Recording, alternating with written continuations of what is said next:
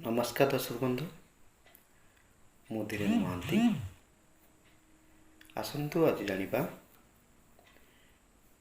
बीजेपुर विधानसभा निर्वाचन मंडली संपर्क में। बीजेपुर विधानसभा निर्वाचन मंडली बरगढ़ लोकसभा निर्वाचन मंडली अधीन आसुची।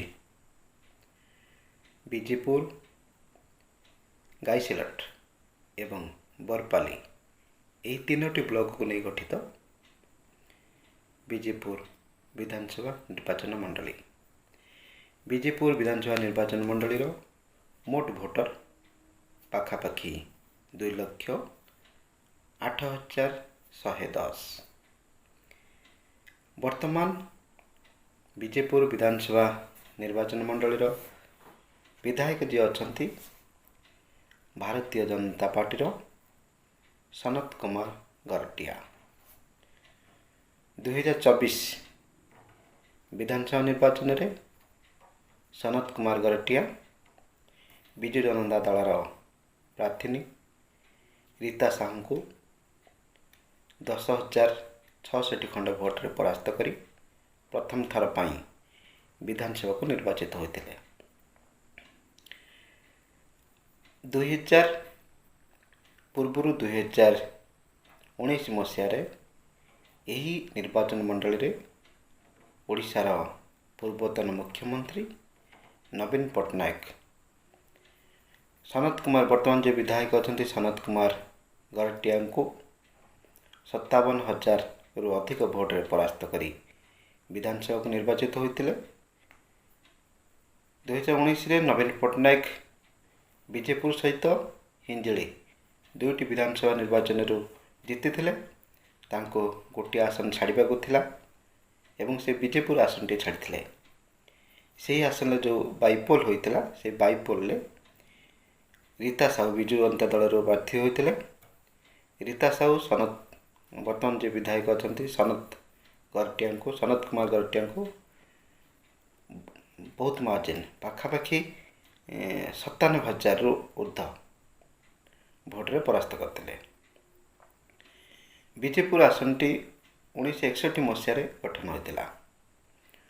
1961 मसीह प्रथम विधानसभा निर्वाचन में यही आसन मोहन नाग प्रथम थर पर कांग्रेस टिकेट रू विजयी होते।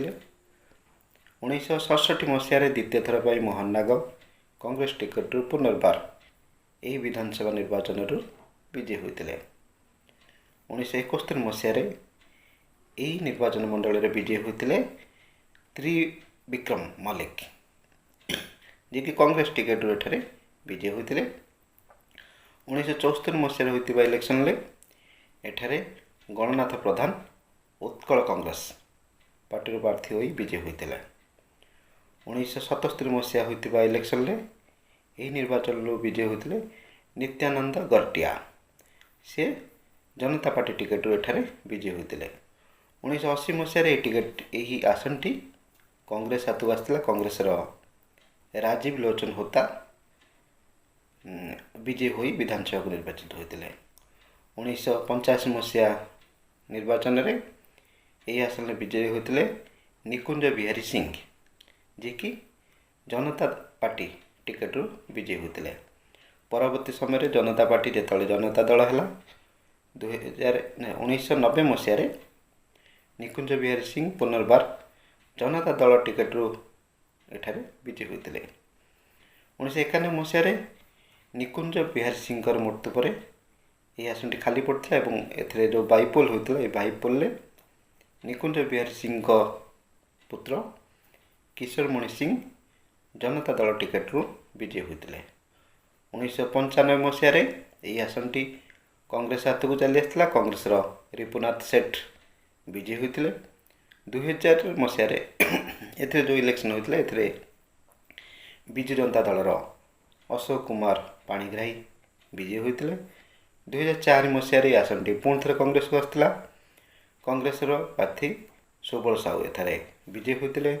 2009 सुबल साहू द्वितीय थर पर विजयी होई विधानसभा को जाते।